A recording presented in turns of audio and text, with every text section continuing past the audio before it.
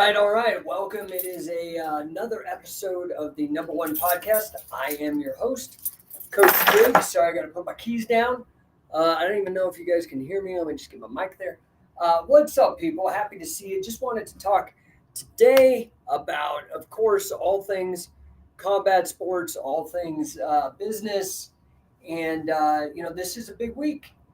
This is WrestleMania week for those of you that are in the business. Now, this affects everybody, right? Because now UFC and WWE are all under the same management. So the company, it all matters. And kind of what's been going on in Twitter is the disaster of PR that has been surrounding WWE this week as it leads up to WrestleMania. I mean, did you even know? So this is an interesting, like, how good is WWE doing on their marketing? Let me just bring up my chat here so I can see you guys. Like, how good are they doing on their marketing? Did you even know that WrestleMania was this week? I'm curious. Also, as ever, if you like what you're seeing or whatever, throw me a number one in the chat. And give me a roll call. Tell me where you're from. You know, we get people. We had somebody from Turkey the other day. We get people from Europe, and of course all over the United States, California, Colorado. But I wanted to today talk about some of the disasters here in the PR that they've been experiencing. I also want. Can you guys hear me? Okay? Because my mic, I'm messing with the distance. I'm trying to project. I hope you can hear me. It's been a bit of a disaster for a week for PR. So we had.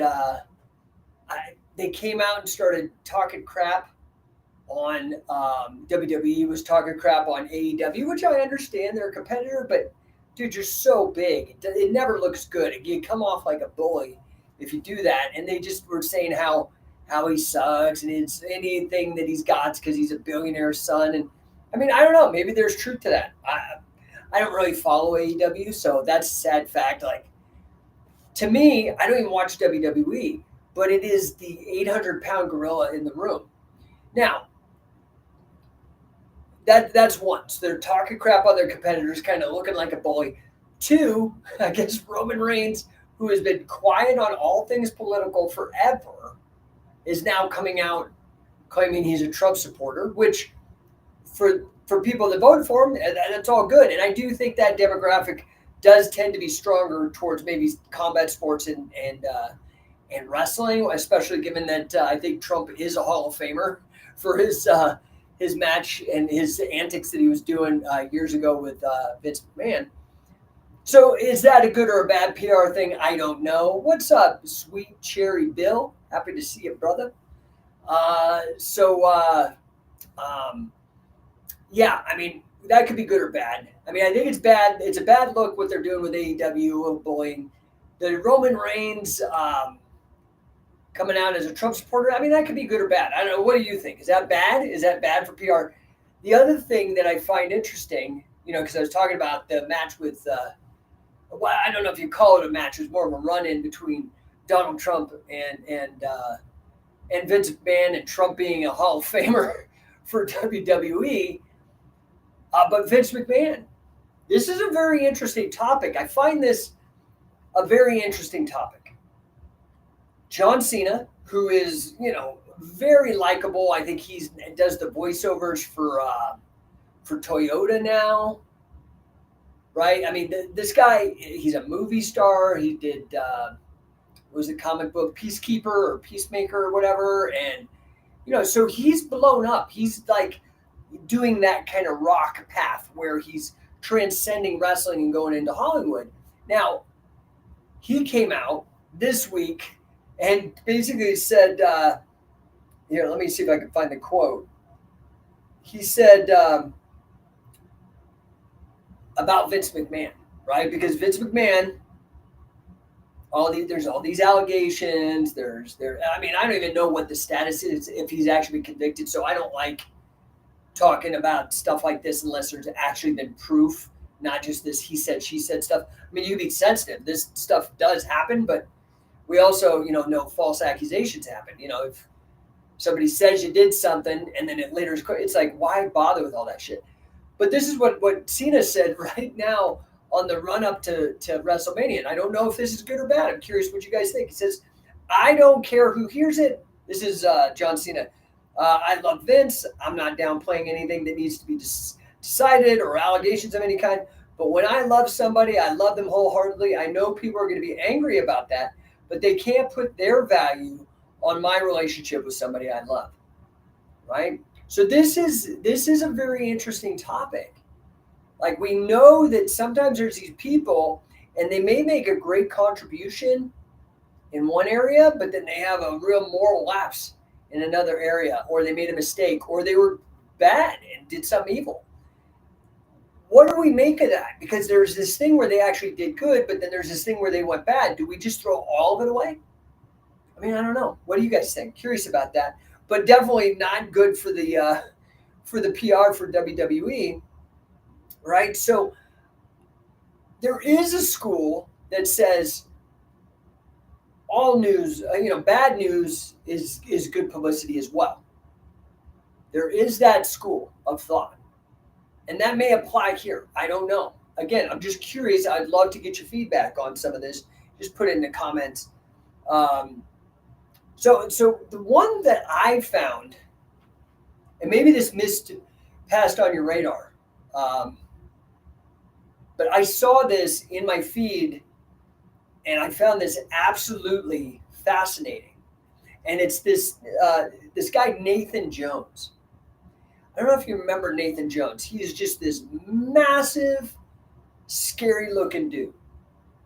So, of course, he gravitated towards pro wrestling because that is a place where, that look sells, right? Nathan Jones. I think he was in like Gladiator. He plays always this big, scary dude. You'd recognize him if you saw him. He was in the Mad Max Furiosa, the latest Mad Max movie. But he was also in WWE for a while. Nathan Jones. He said something very interesting, and I want to read this to you. Again, I want to get the exact quote. This is it. This is what he posted up.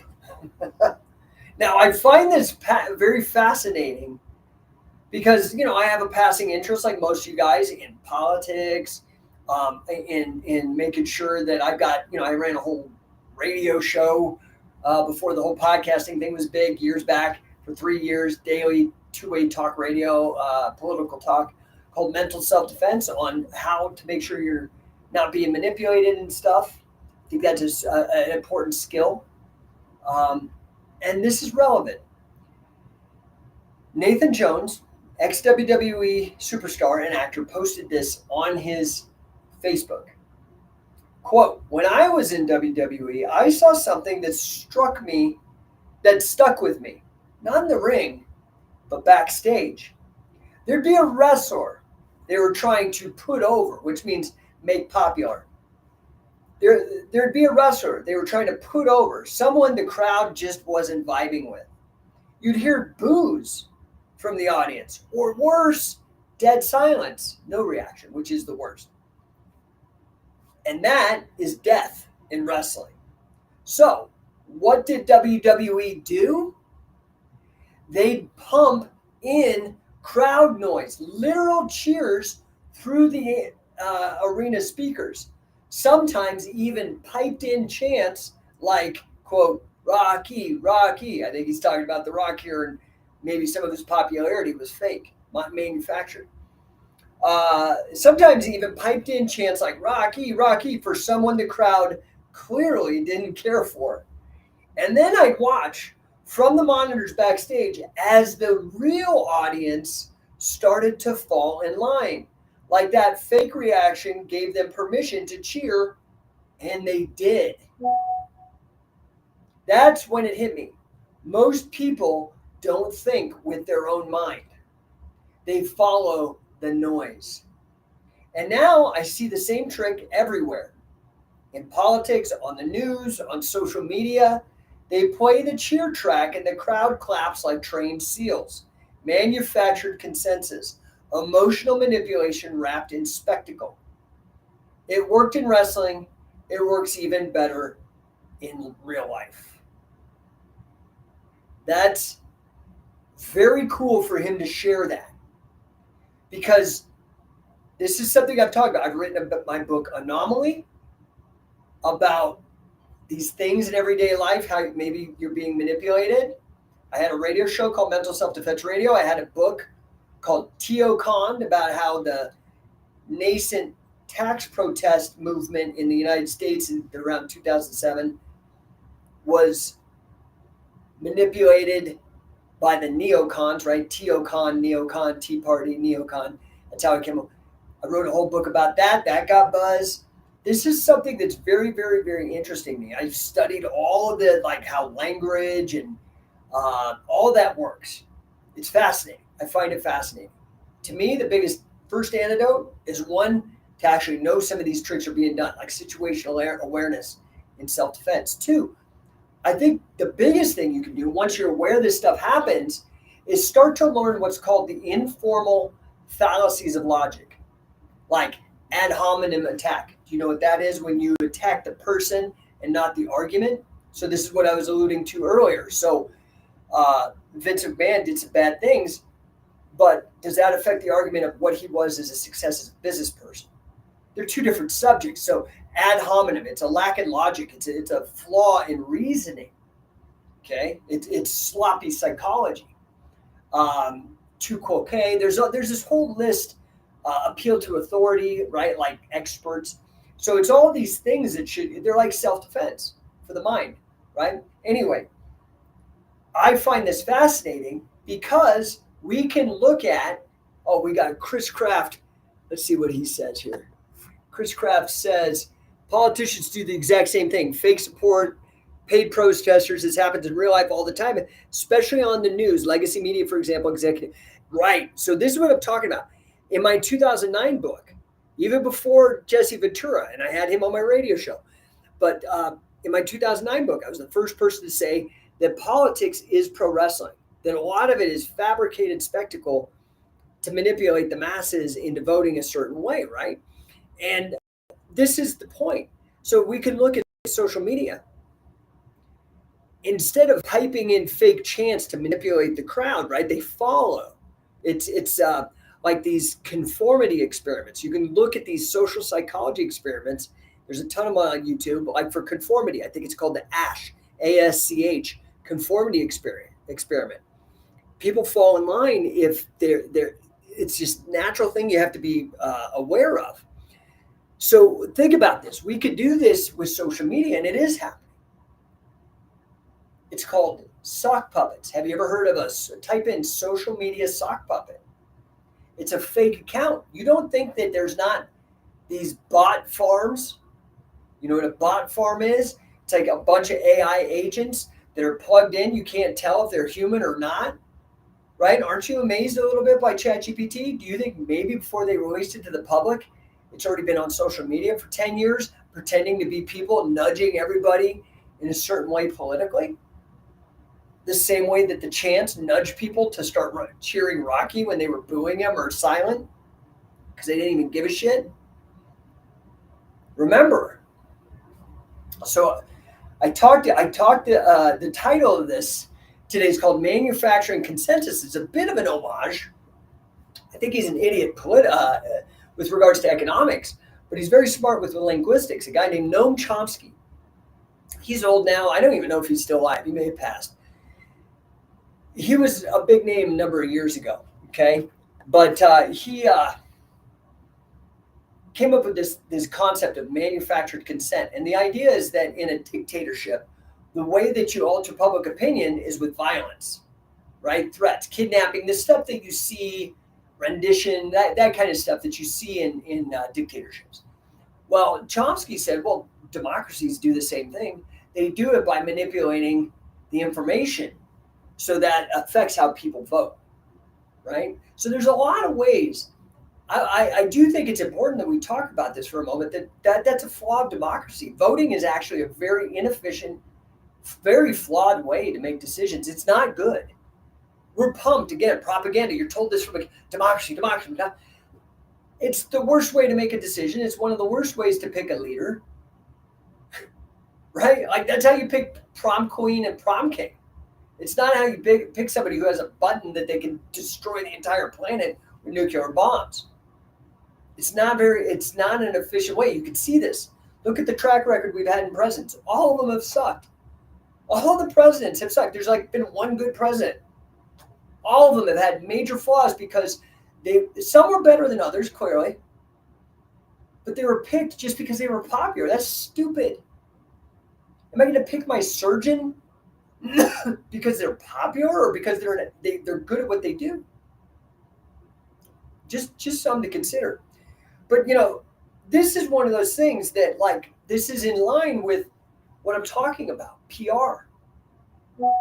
This kind of thing that WWE is as a business now, you're trying to present to the public a relationship through communication. That's what I'm doing right now.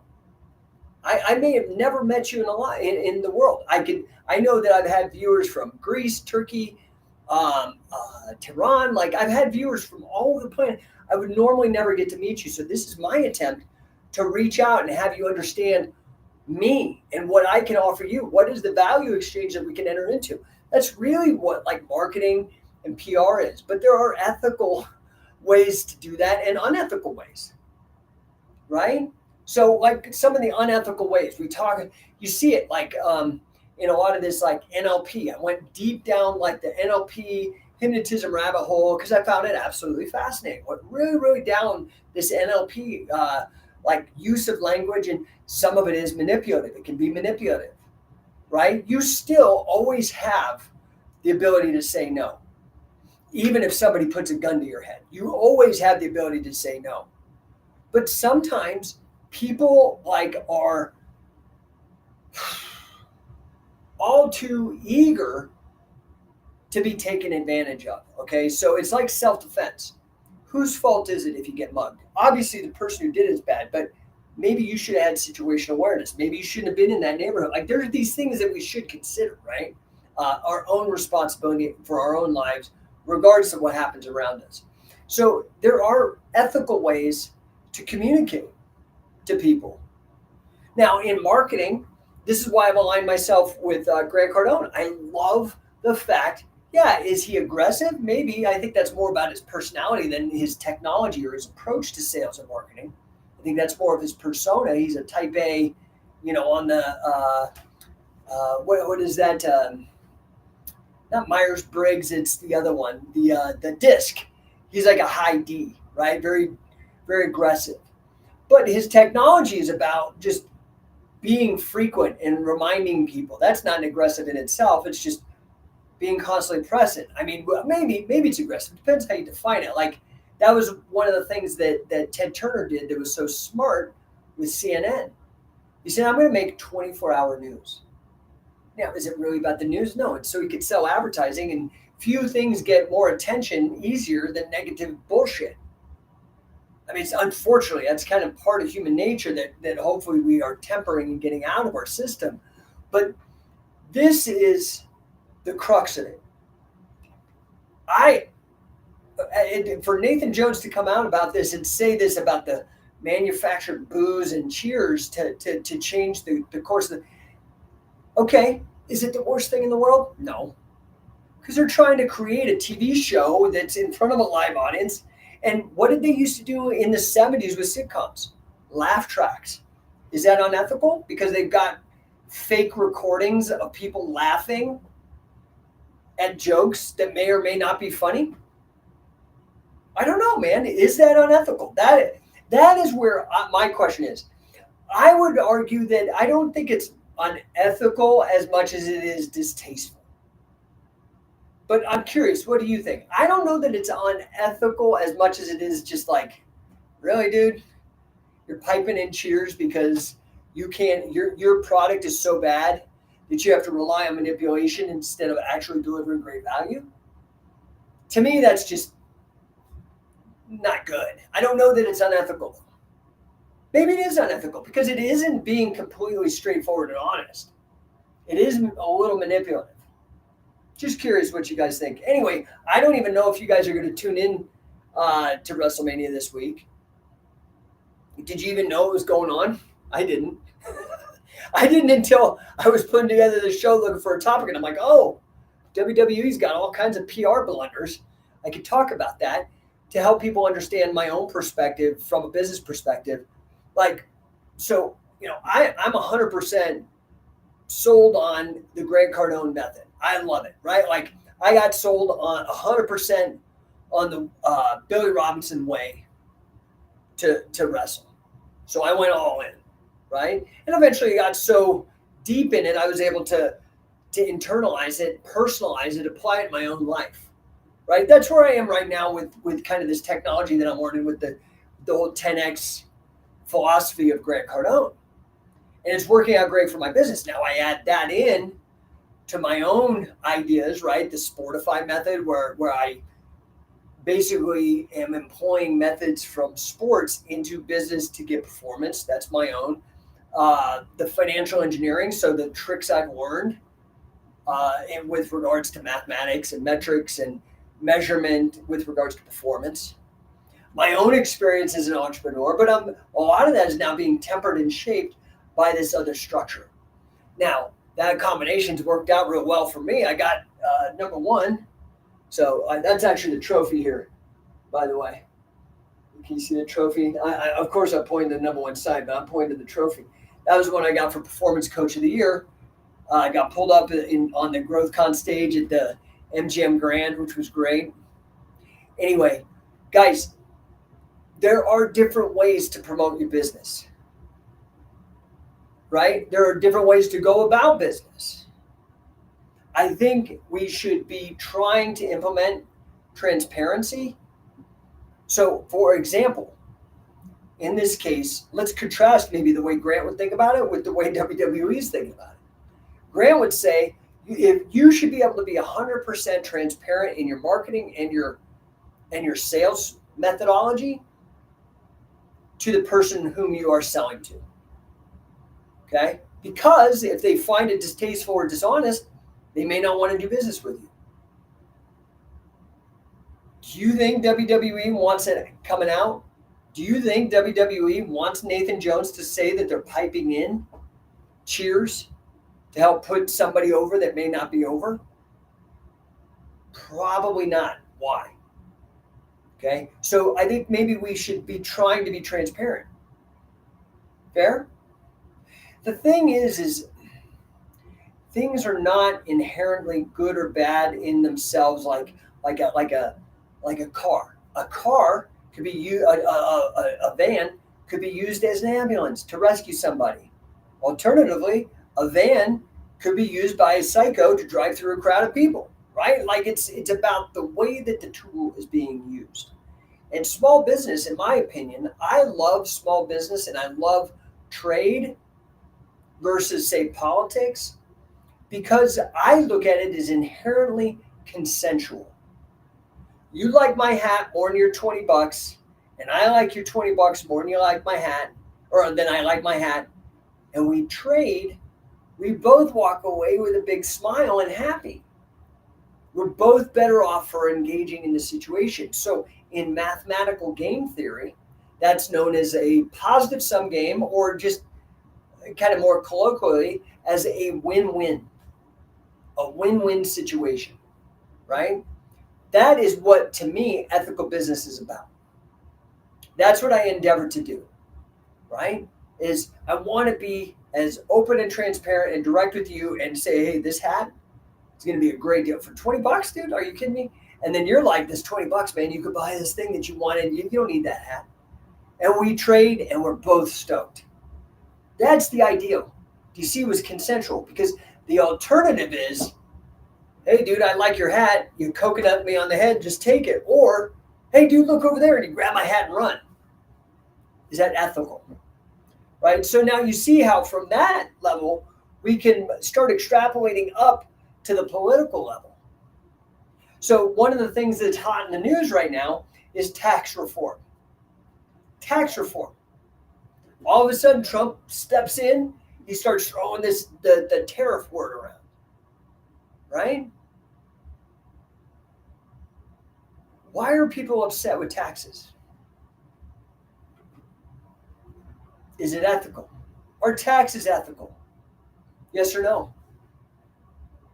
I'm going to argue a hard no. They're actually not uh, ethical because they abrogate consent, right? If you have to do something under duress, meaning you're going to be shot or abused or your property taken or imprisoned, and that is making your decision, that is a duress decision, not consensual. Okay? Now, if I persuade you, if I try to convince you, if I present you information, if I just use language, non-deceptive language, I'm never lying to you. I'm not promising something, bait and switch, none of that. Straightforward. I'm honest, direct. Maybe I'm crazy in my languaging. Maybe it's extravagant, poetic, but whatever, that's ethical. Taxation is inherently unethical.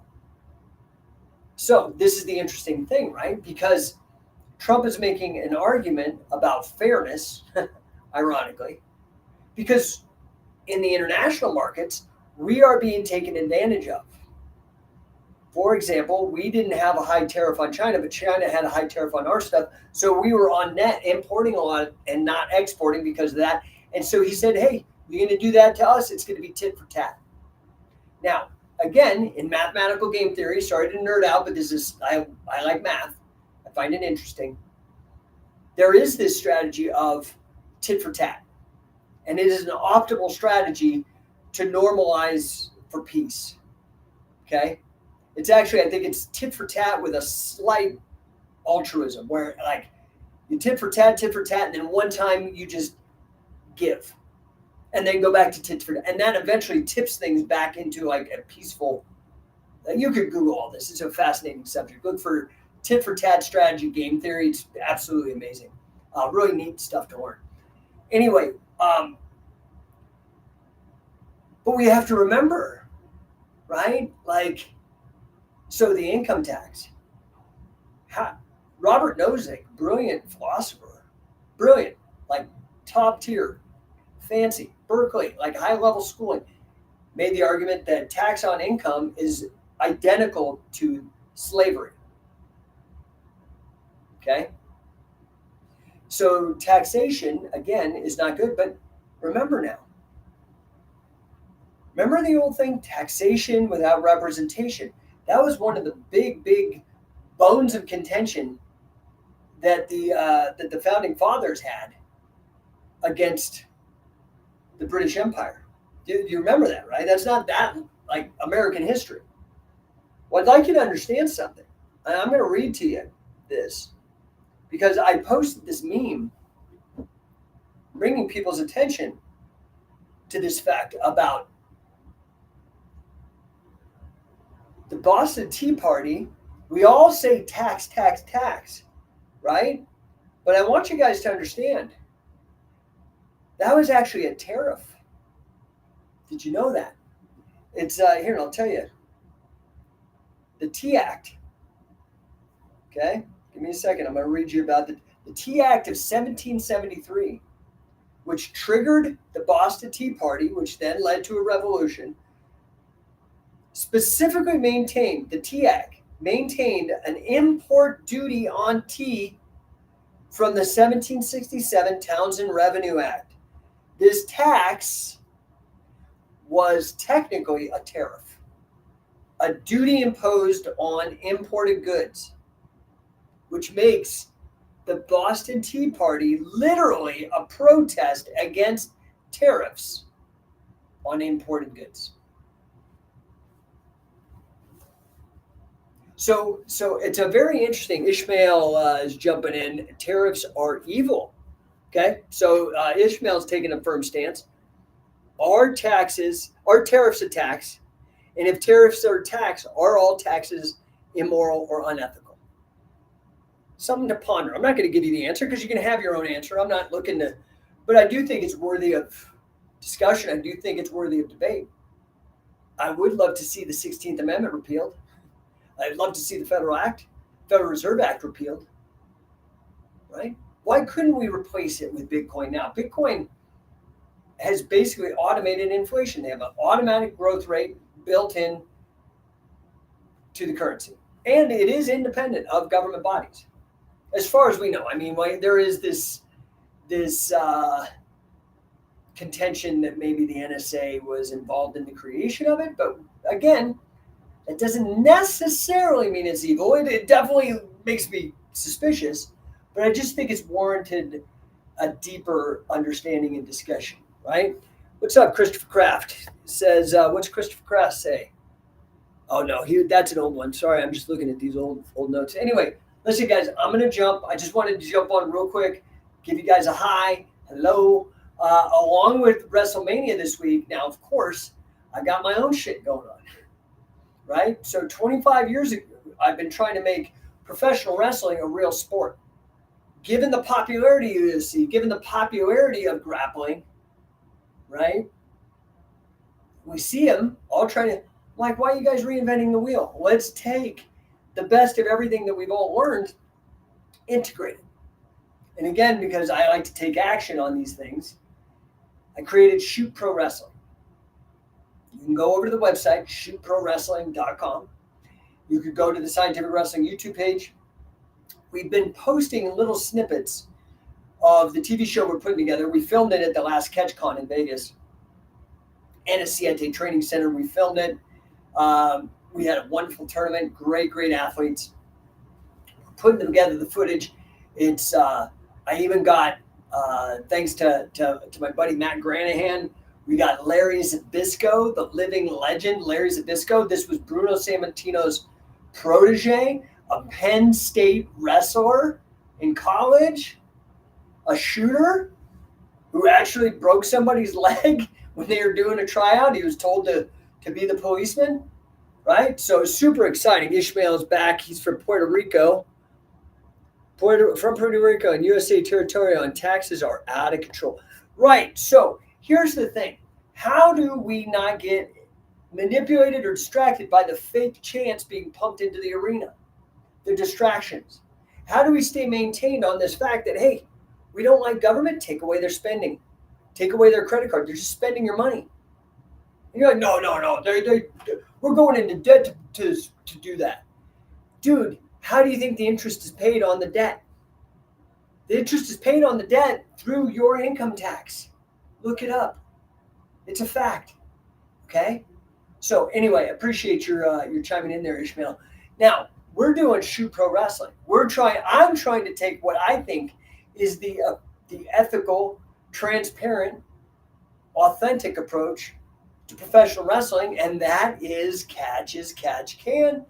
What I've been pushing for 25 years, if you've been paying attention to anything, you know anything about me, you know I've been pushing that, right? So, Shoot Pro Wrestling, this week, we're going to put together a little teaser, just a little teaser. We're going to put together a first match. It was very basic beginning, but I just want you to see when we can take some guys, and these aren't pros. As the tournament goes on, the competition gets harder and harder. We start seeing these real high-level athletes. Not saying that the other guys aren't athletes, they're just not as seasoned, as experienced, and maybe don't have the same drive or effort.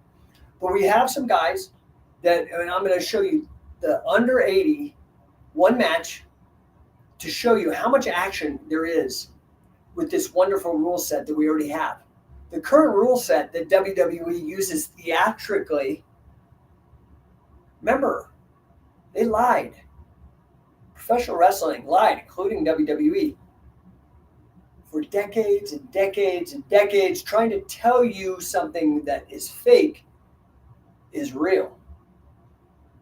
Is that unethical? Shoot Pro Wrestling is 100% competitive. Same rules, pin and submit. Fascinating to watch. We did under 80 kilo, we did an over 80 kilo division, both with $1,000 on the line. Then we did a tag team tournament. We've done these tag team tournaments before. We're the first to do it, to do true competitive tag team professional wrestling. We're the first to do true competitive professional wrestling as well. And the longest running catch as catch can tournaments with the King of Catch still going on to this day. Now, stay tuned to this channel. Subscribe, like, whatever, because I'm going to be pushing out not only this teaser during WrestleMania weekend, so you see what I'm doing, I'm piggybacking on all the hype with wrestling right now in WWE and saying, we have a pro wrestling product. I think it's better. I think it's ethical. We're not piping anything in. We're not predetermining outcomes. We're taking two guys under the same rule set, non-theatrically, and seeing what happens. We don't know what happens. And I find that more entertaining. I think that's why UFC has gotten to be so popular. I look at UFC in many ways as a variant of shoot pro wrestling, but there's no pinning, right? Pinning is crucial to wrestling. I find pinning is actually crucial to winning MMA, ironically, because we see it's those with the wrestling base, and we hear this from all the top MMA athletes from back in the day to today, the number one importance of wrestling for winning in MMA. So check us out. You can go to shootprowrestling.com. We do have an episode up. We did a cage match. So we're taking all the tropes. We're the first to do this. It's my idea. Taking all the tropes of professional wrestling and putting them into a true combat sports context with real competition. That's what shoot means in the old pro wrestling parlance, right? Kayfabe is the secret language you spoke so you can manipulate, take advantage of the people they called marks. That's the customer. How awful is that? But shoot is the language for a real match, a competitive match, like an NCAA match. But we're throwing in submissions on top of the pins. And there's not really much of a point system to speak of. It's just two men going at it. Fascinating to watch. Raw, authentic. Anyway, I really appreciate all you guys showing up. And yeah, man, I'm here for you if I can help you on your business. Like I said, I was Grant's #1 performance coach for the year. I know what I'm doing. I just got a wonderful comment from a guy who's a mentee. He said, I'm the real deal, and I really know how the game is played. It was really nice. I got that this morning, so it's fresh in my mind. But you could go over to number1coaching.com, see all the case studies, the real world numbers, the ROI that I get for people on their investing with me. But then also, I'm always happy to help you if it has to do with the combat sports as well, in particular, wrestling stuff for MMA, catch wrestling in particular. I just appreciate the hell out of you guys. Thank you so much for tuning in. All you guys that jumped in on the chat, thank you so much. And I'm curious, how many of you guys, when I did my radio show years back, the format of the radio show, sure, I do one-off things like this where I just talk into the audience directly, and I enjoy that. I very much enjoy that. Thank you again for all your comments and the conversations that we had. But, it was very much of a radio show format, especially back in the day, where I'd have guests. And I had great guests. I don't know, man. Are you guys into that? Should I start bringing guests on? Just curious what you guys' thoughts are. You can send them in the comments. You can DM me, all that kind of stuff. And like I said, if I can help you on any of these things, check out scientificwrestling.com, shootprowrestling.com, and number1coaching.com. You guys have a wonderful day. Have a killer weekend. It's snowing here in Colorado. I'm like, dude, it is almost May, dude. Can we be done with the snow? But I hope you guys have a wonderful Easter, wonderful holiday if you celebrate that.